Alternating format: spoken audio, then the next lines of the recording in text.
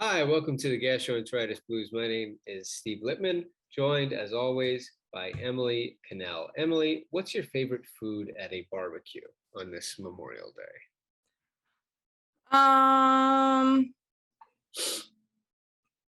Mostly because I made it yesterday. I really like broccoli salad. I'm a big fan Explain of a to me broccoli salad. what makes that aside from broccoli. It has bacon and like dried cranberries and sunflower seeds and cheese in it. And then it's got like a creamy dressing on it. It's delicious.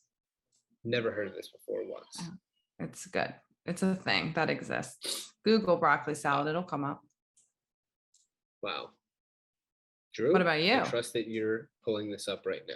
I was thinking hot dog, hamburger, chicken, and stuff like that. I've never heard of broccoli salad. I like those things too, but I wanted to pick something fun. You know what I tried yesterday for the first time in my natural born life was macaroni salad. What'd you think? You know, I don't like what's the white thing? Mayonnaise? Yes, don't like that.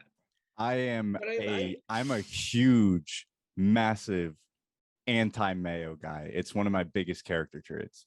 Love it. See? What about Emily? Give me a mayonnaise. I like mayonnaise a lot. One of my favorite things to eat is just tomatoes with mayonnaise on them, and I just eat them like that. It's delicious. It mostly just tastes like full tomatoes as if they're apples. No, I cut them, I slice them, or I'll do like a cherry tomato and just like dip it in mayonnaise and eat it. It's delicious. Yeah, that's really that. No offense, not to yuck your yum, but that's really not doing it for me. Yeah, Drew just chimed in the chat saying that is so nasty, LMAO. I wouldn't go that far. Just not that I don't believe that, but that I wouldn't say that. Yeah, mayonnaise, white condiments in general are not my thing. I also hate ketchup. You hate all condiments though? No, love condiments, but they have to be just like don't like all the normal ones. Correct.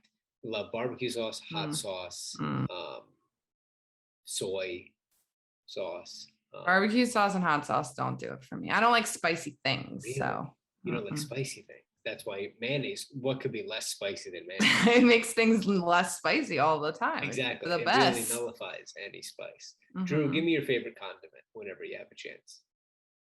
Are pickles a condiment? No, decidedly not a condiment. They're just a topping. When you make them into relish, they would be a topping. Yeah. But you can put pickles on a burger. Are a vegetable. But I put them on a burger. Relish. You're thinking of relish. No, full slices of pickles. Yes, so you can do that, but as if you would put lettuce on a burger. Yes. We're running out of time on the episode, but yeah, that would be. This is what the people come for. This is what and this is on the Patreon. Drew, favorite condiment? For a hot dog, it was kind of like my father's thing. I always remember at a Citizens Bank Park, we would get dollar dog night, and then I would just put some sauerkraut on it real fast. So that's my favorite for hot dogs. And then for a burger, it could be anything but pickles and mayo, and I can be happy. Just avoid those. What are your thoughts of onion on a hot dog?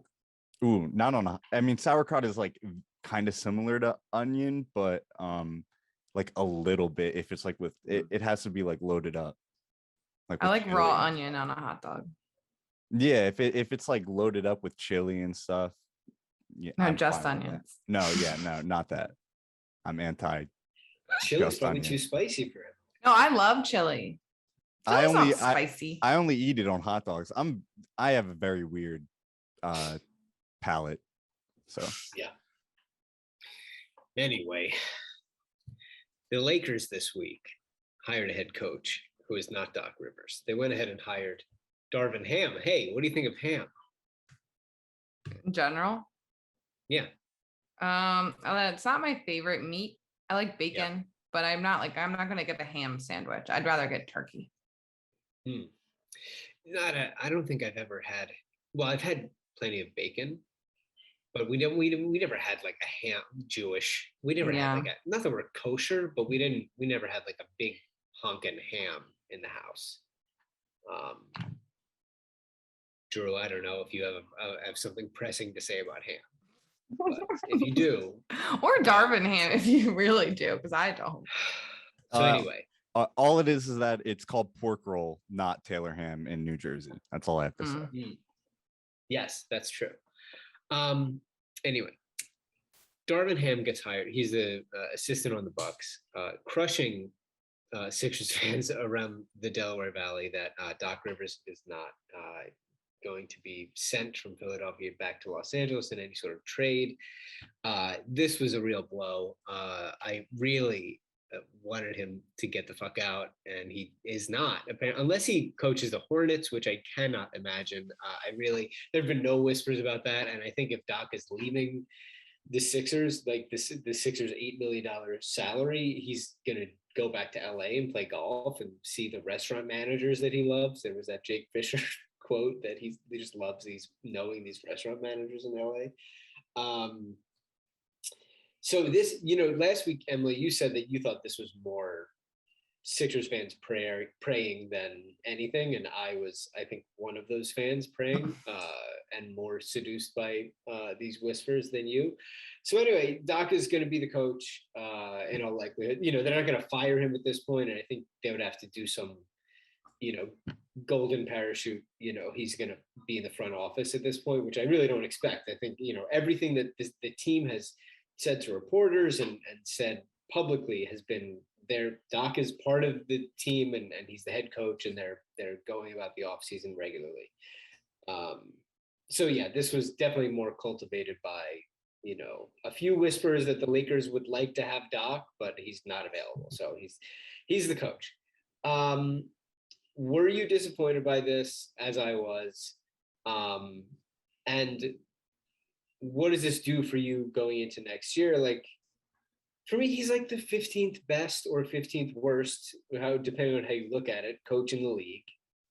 I do think it's a shame that he's like going to be here, because I think he's miserable. I think he's miserable to watch his press conferences, and like he seems often like he would rather be doing anything else than coaching the Sixers. And I hate his quotes. He just seems completely unhappy to be around this team.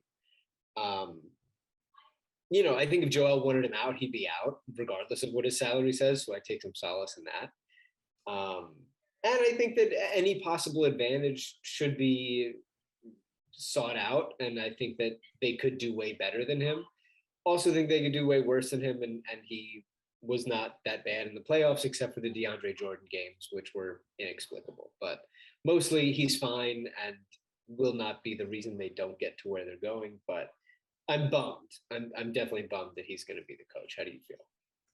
Yeah, same. I'm disappointed, I guess, but not surprised. I expected him to be the coach next year. So it would have been great if he wasn't, but I thought that this is what we're going to look at. And yeah, I agree with you. Like, he's just kind of like a net zero. Like, he's not really doing anything to get us over the edge, or he's not like actively crushing our chances.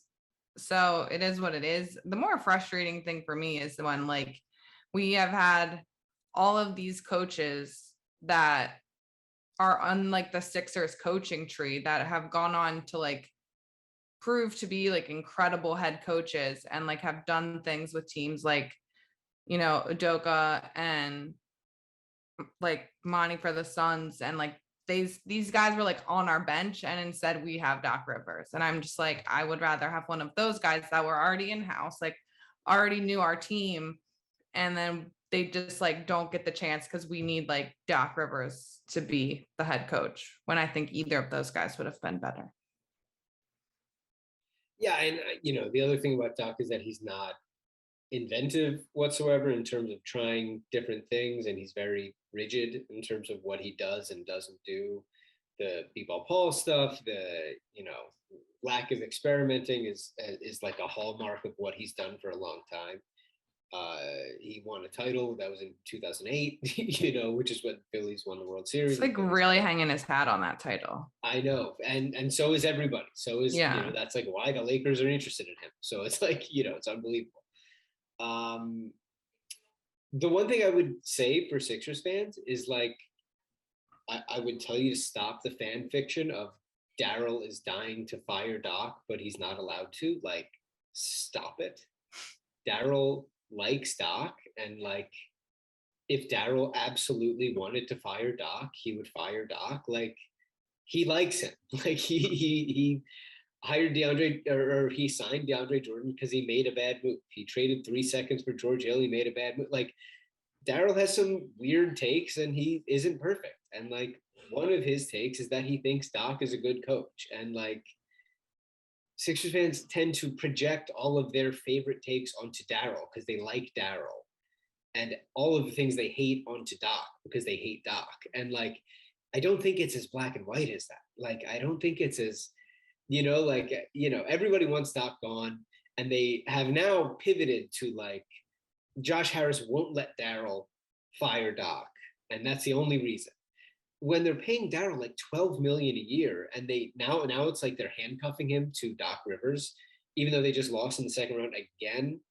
Like, I don't think so. Like, I really don't. Like, every piece of messaging that we had from the team is that they're aligned, and Daryl comes out after the year. Of course, like, what else is he going to say? But he says, I think Doc's a great coach, and like, all of these moves that they've made have been like in alignment with each other, and like, we haven't heard any acrimony between the two of them. And like, I just don't, of course we all, people who like Daryl historically would like to believe that Doc is this like, evil force of nature that Daryl is working against all the time. I just don't think it's true. Like, I think that they're much more aligned than Daryl's fans who go to Sloan and have him like sign their ass cheek would like to believe. Like, I just think that unfortunately your favorite executive also likes Doc Rivers more than you do, and it's a shame.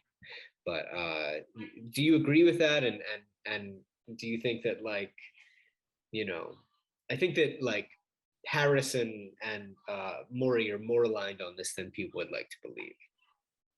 Yeah, I agree with that. I think if there was a real issue, then Daryl could find a way. But also, like, at the end of the day, like, yeah, Doc, we don't like Doc, whatever, but like, I don't know, if the thing that's making or breaking your team is the head coach and not like the roster construction or the players, like, I think that there's bigger problems here. Like, it's not, Doc is not going to be the one, or any head coach, your favorite coaching hire is not going to be the thing that gets the Sixers to the finals. Yeah. So it is what it is. Like, we can be annoyed at Doc and the things he does, but there's bigger problems with the team and the roster than Doc that I would rather them figure out than, fire Doc and have to pay all this money and get a new, like, that's not what's important, I guess. So yeah, I mean, James Harden played like he couldn't give a fuck in that game 6. Like, that's like a bigger issue. And like, there's a lot that I wish Doc did differently just in general, and his disposition or whatever. But like, the best players need to be better. Like, I wish Joel was healthier. It's obviously, these were like 2 freak accidents that happened to him in this playoff run. But like, there are things that need to happen outside of the head coach in professional sports that, I'm not really sweating as much as I am, Doc. So yeah, I'm bummed that he's still the coach, but I need the second best player, the superstar that we traded for, to play like a star. That's the bigger issue.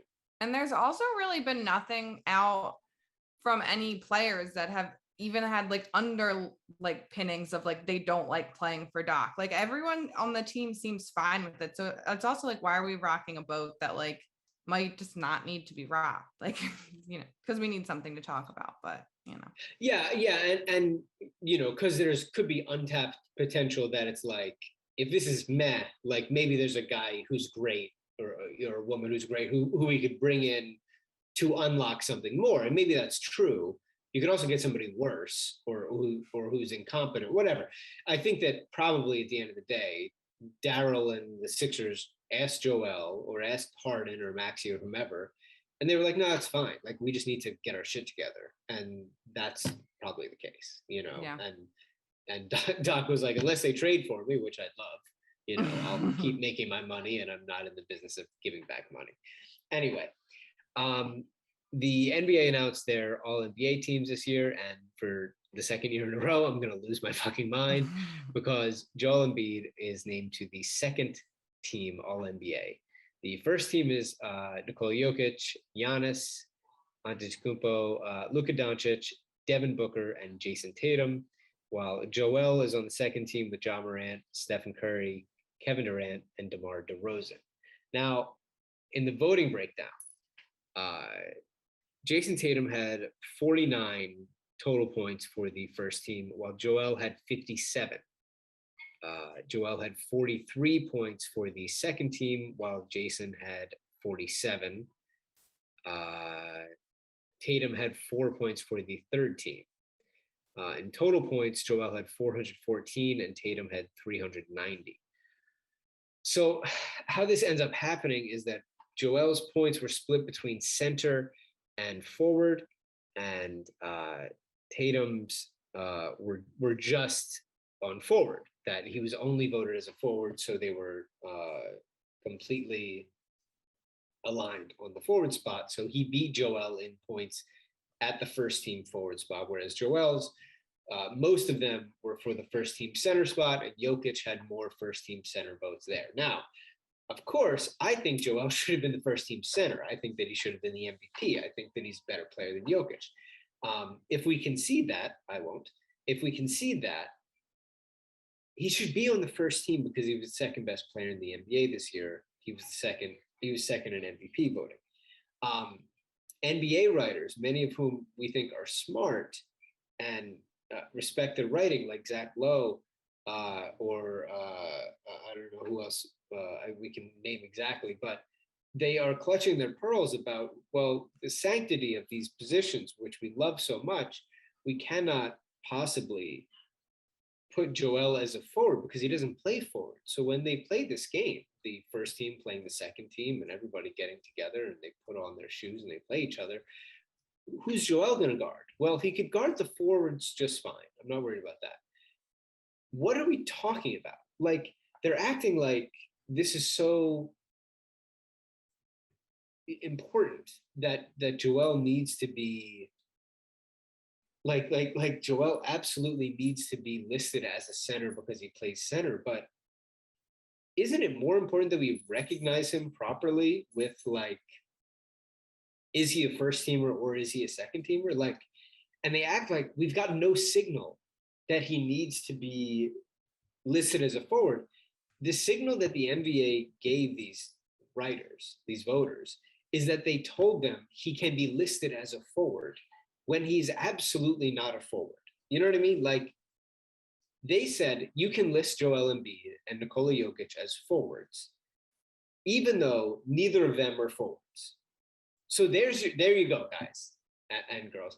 There's your signal. They're saying you can list those guys as forwards to cheat, to screw with the system, just so that you can make them on the first team, because they both deserve it, because they're incredible and they just had incredible years. So go ahead, put them on the first team. You can make them forwards. We know they're not forwards. Put them on the first team. There you go. Now, Dan, I think will be with us next week. Dan, I know, believes that if this were reversed, if Joel had the better year in these voters' eyes than Jokic, this would not be happening. And that Jokic would have gotten this break, and they would have put Jokic, they would have joined hands across America and put Jokic. You're going to talk soon, Emily, I swear. They're going to put Jokic as the second team, or as the first team forward. But for Joel, they will not make this concession. They will punt him to the second team because who cares? I think it's total bullshit. I think that, again, the NBA is signaling to them that we are okay. Trust me, God will not look at you any worse. You will be judged at the gates of heaven just fine. I swear, everything will be okay at the end of the day. If you put Joel Embiid as a forward, because we said you can list him at forward, just as you list Bam Adebayo as a forward on your defense team. It's absolute horseshit. Put him as a forward because the NBA said you could, just to get the best players on the first team. Jason Tatum, friend of the program, said that it doesn't make any sense why Joel, even though it's his spot, even though Tatum knows that it's his spot that Joel would have, Tatum said it doesn't make any sense why Joel would be on the second team as the second best player in the league. Emily, your thoughts? I agree. It's just so ridiculous. What I don't even understand, and we've talked about this before, is why there need to be positions for these teams. They're not teams that play in any type of tournament. Like, this is not now like the Olympic team. Like, this is nothing. So like, why can we not just vote for the 5 best players and that's your first team? Because I really do think that probably 9 times out of 10, it's going to end up being like 2 guards, 2 forward, center. Like, it's going to end up like that. So like, what, it's not going to be 5 centers. The 5 best players in the NBA are not 5 centers. It's not 5 guard. Like, there's no reason for it. So I don't like, if this well, I guess this is like part of Dan's argument too. Like, this has happened to Joel 2 years in a row. Like, is that not enough to get them to change it? If it happened to Jokic 2 years in a row, would they change it? Like, I don't know. But like, it doesn't make any sense. Like, he was runner up for MVP voting, 2 years in a row. And they made this, like, he's the second best, quote unquote, second best player in the league. But you're like, he can't be on the first team. It doesn't make it, like, that doesn't make any sense. No sense is made here. It just drives me crazy. Like, because if the NBA said you can only list him at center, then part of me would be like, well, that sucks, because they're going to give the MVP to Jokic and their hands are tied because they think that guy had the better year. But the NBA is letting you list him as forward, and you're saying that we're like so pious that we cannot put him as a forward because it's sacrilege. We mustn't do that, even though the NBA, the people who are in charge of this sort of thing, are telling us we can. It's fucking crazy. It's crazy. There was also MVP voted, like the voters, the people who voted for this were released, which I wish they did this in other.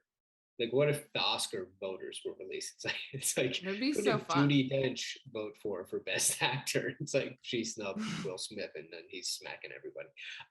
So who did you want to mention here that we hate now? Well, I did say that there's a certain guest, quote unquote, friend of the podcast. Oh, yeah, we do have to talk about this. Yeah. Who Go ahead. I have never had the pleasure of talking to, and you say I just don't like him for some reason, but I think deep in my heart I knew that our guy Sam Amick from The Athletic voted Joel 3rd in MVP, and I think that's a tough pill to swallow as a 2-time guest for this podcast. So listen, I think Dan and I might need to come up with a joint statement on this, because Sam had Joel 3rd here, and it's tough. It's a bad take of Sam's, and I think we'll have to have Sam make an official statement on the podcast if he's not banned, which we'll also have to decide. But it's a bad take, and I think we'll have to hold his feet to the fire on this one. Sam's been great to us, and pre-trade deadline, but listen, Emily smelled it out from day one. Emily knew, but not good. Were there any other surprises? Keith, another friend of the podcast, had Joel number 1, right? Yes, he's allowed to stay.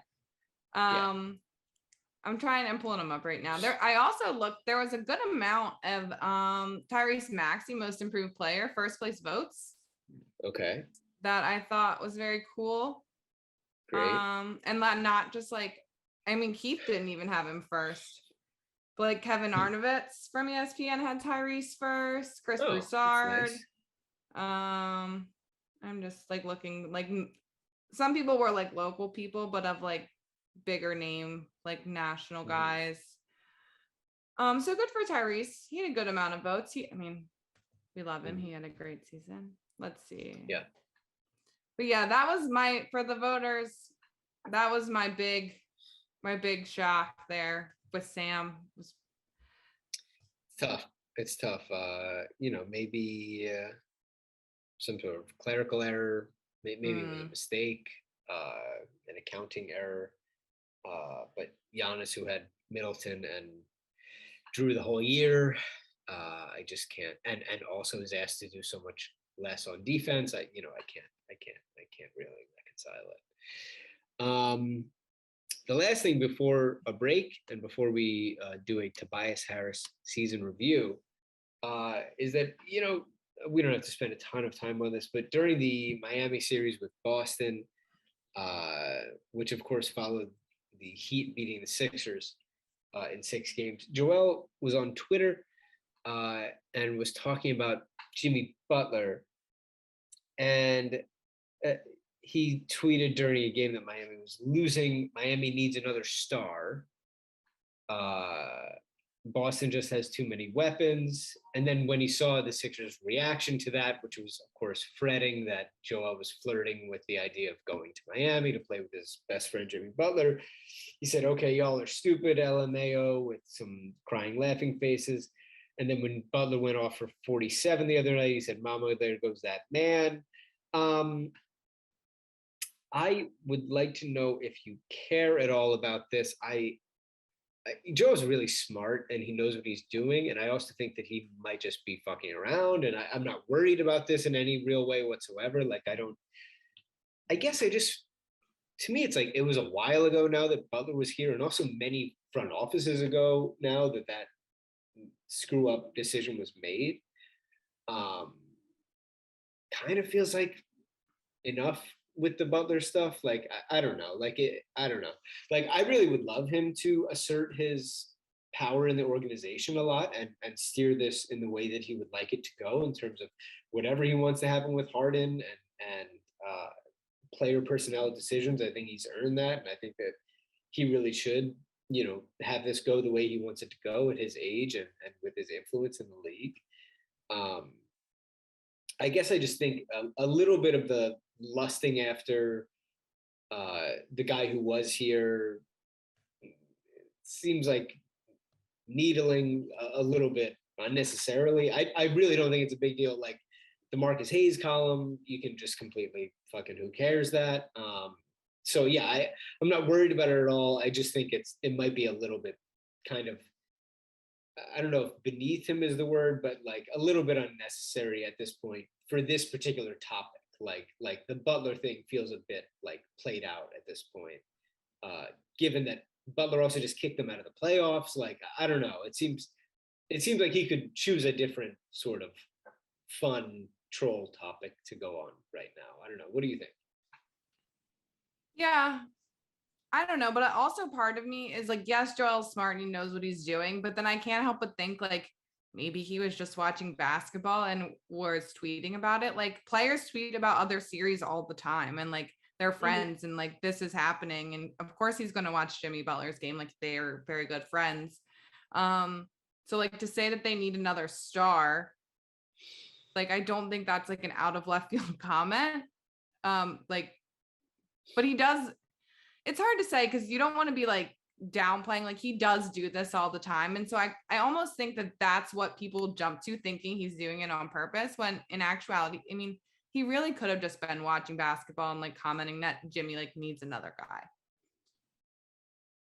I guess. Yeah, I mean, but like immediately when the series ended, he's doing like another post-mortem about how much he loves Butler and wishes he was still there. And which is all true. Of course, we all do. We all wish that went the other way back then. So yeah, I guess. Yeah, I don't think it's a big deal. Like nobody should be worrying about Joel's wandering eye at all. Like if anything, I think it's maybe a little like unnecessary, for this one topic. But again, I really do, not on Twitter necessarily, but I really would love to see him like get involved with Daryl and, help, define exactly what kind of team he wants around him. And if that's Harden, then like, get Harden off his ass and figure out like what needs to happen in order for a game like Game 6 to not happen. But yeah, anyway, I'm not worried about that. And listen, maybe if he's getting Butler back, then there you go. Yeah. So anyway, we are going to take a break, and when we come back, we're going to review Tobias Harris over me. Tobias Harris, his season in review, and talk about his contract situation with Drew, and his stats from the year, and look ahead to the off season with Tobias, and next year if he's still here. Here's a break. We're back, and we're welcoming Drew back in, and we're going to talk about Tobias. First, some overarching thoughts. It was a weird year for Tobias Harris. I thought mostly he was not very good for most of the year. He was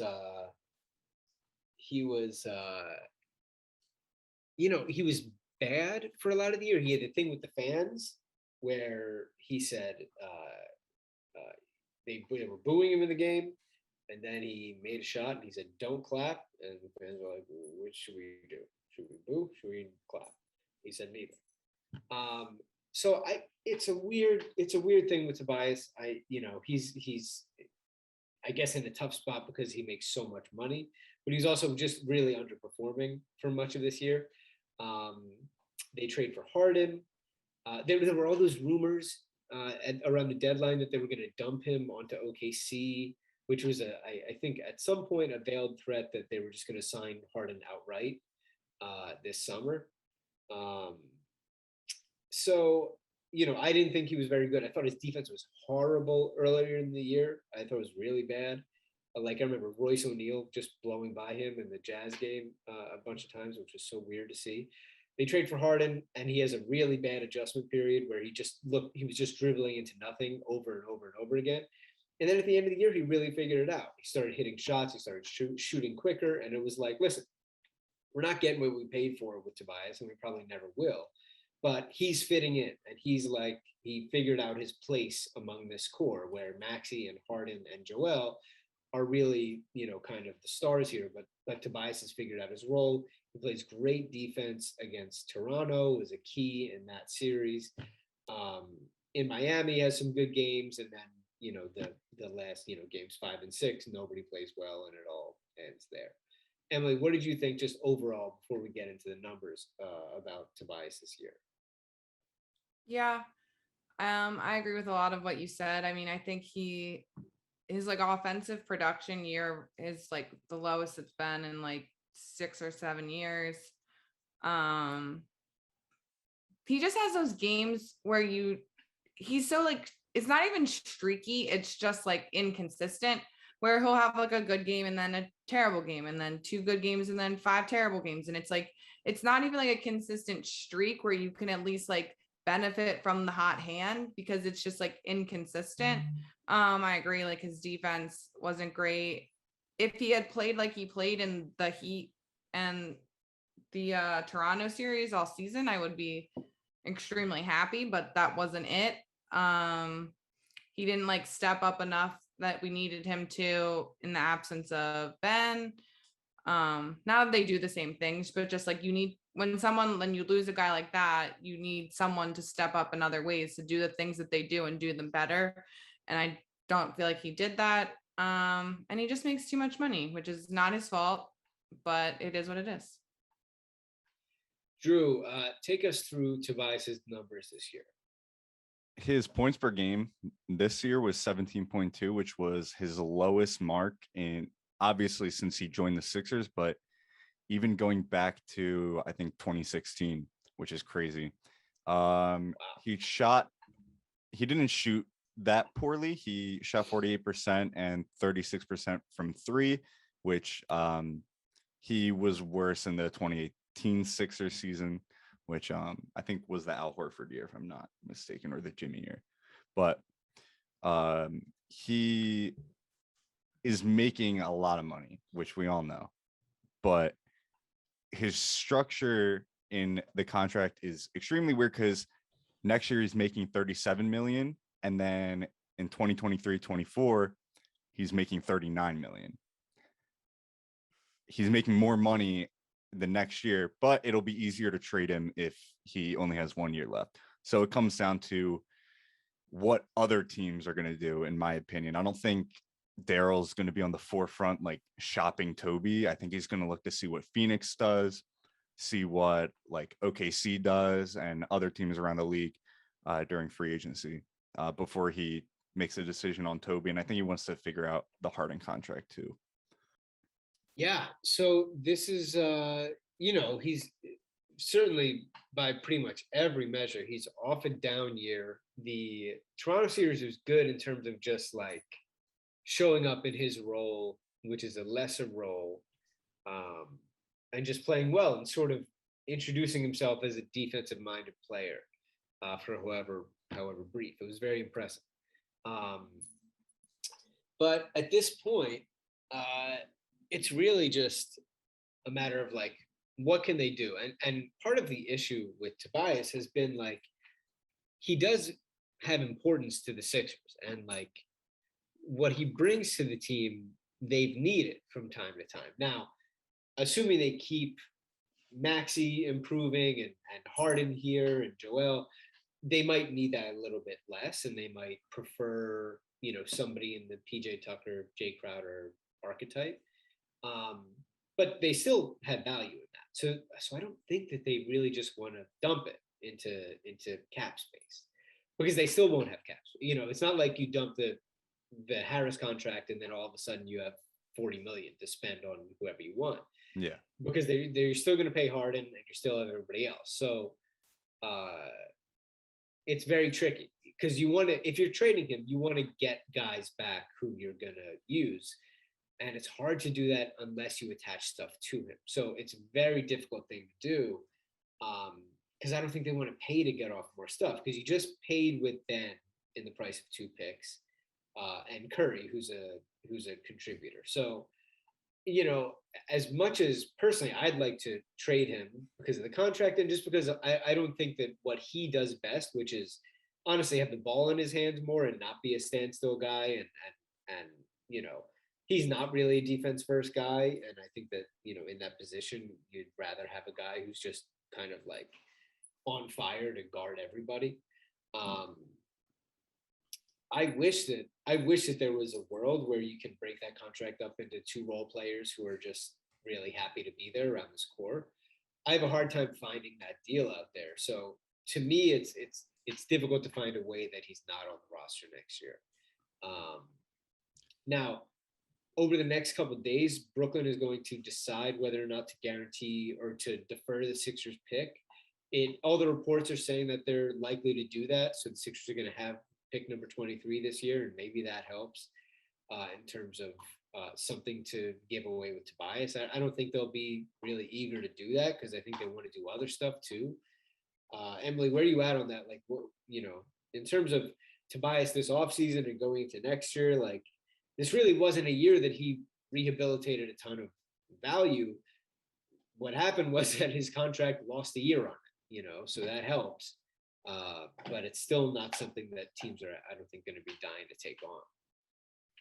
Yeah, I think it'll take a lot of like creative front officing from Daryl to get off of this Tobias contract, which I think is something that he is good at and kind of one of the reasons that the Sixers hired him.